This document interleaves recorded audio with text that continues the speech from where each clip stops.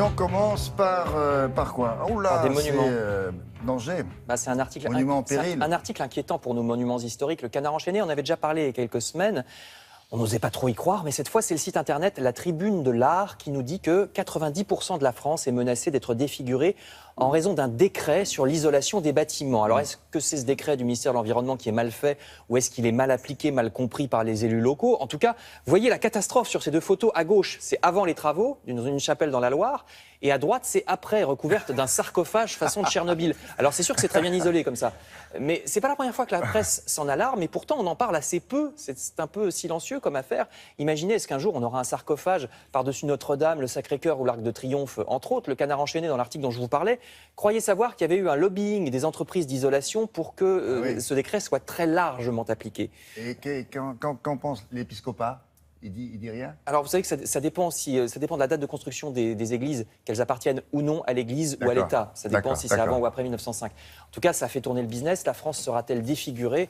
On verra ça, affaire à suivre. C'était un joli titre d'émission autrefois, la France défigurée. Alors, si vous craignez le froid, parce que c'est des affaires d'isolation, je vous conseille plutôt un Damar, parce que c'est l'objet d'un article des Échos. Pourquoi les Échos? C'est un journal économique. Parce que Damar est une réussite française, cher monsieur. C'est une marque survivante du textile à Roubaix, où il n'y en a plus beaucoup. Alors, ils essayent, vous le voyez, de rajeunir leur image. Ils viennent de racheter une entreprise belge haut de gamme. Ils vont essayer de séduire ce qu'on appelle les jeunes seniors, c'est-à-dire à partir de la cinquantaine. Espérons que ça sera bientôt une victoire du Made in France. Le journal Les Échos parle aussi de l'actualité technologique du moment, c'est-à-dire la sortie future du nouveau modèle d'iPhone, le 7e, vous voyez. Apple s'essouffle, dit le journal. Les ventes d'iPhone reculent, c'est nouveau. La marque essaiera en plus de vendre bientôt une deuxième version de son Apple Watch, vous savez, la montre connectée, dont le premier modèle a été un échec commercial, il faut bien le dire. Et puis surtout, Apple pleurniche en ce moment, voyez ce titre, Apple pleurniche depuis que l'Europe essaye de leur faire payer des impôts comme tout le monde. Apple dit oui, nous créons des emplois, ça mérite bien quelques privilèges, comme si toutes les entreprises qui créent des emplois se dispensaient de payer leurs impôts.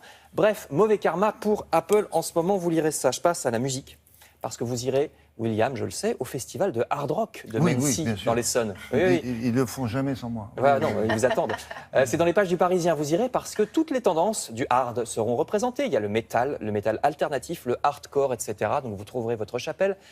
Tout ça n'est pas la même chose, hein, vous le savez bien. Vous irez exhiber vos tatouages et hurler en secouant la tête sur des rythmes endiablés. C'est samedi à partir de 14h et toute la journée dimanche, et aussi probablement toute la nuit. Enfin, des loisirs... À quel endroit, pardon? À Mennecy, dans l'Essonne, c'est au sud de Paris. Si vous habitez dans le coin, allez faire un tour ce soir-là, parce que ça va pulser. Hein. Ou acheter des boules caisses. Des loisirs plus silencieux, sinon des livres dans l'humanité. D'abord, une bande dessinée qui s'appelle Nuit noire sur Brest. Ça se passe sur les docks de Brest avec les dockers communistes dans les années 30 qui luttèrent. C'est une histoire peu connue, qui luttèrent pour que les franquistes ne puissent pas s'emparer d'un sous-marin qui était alors en réparation en Bretagne, un sous-marin espagnol, qui finalement sera donné aux républicains espagnols suite à une histoire rocambolesque, histoire vraie, hein, nous dit l'humanité.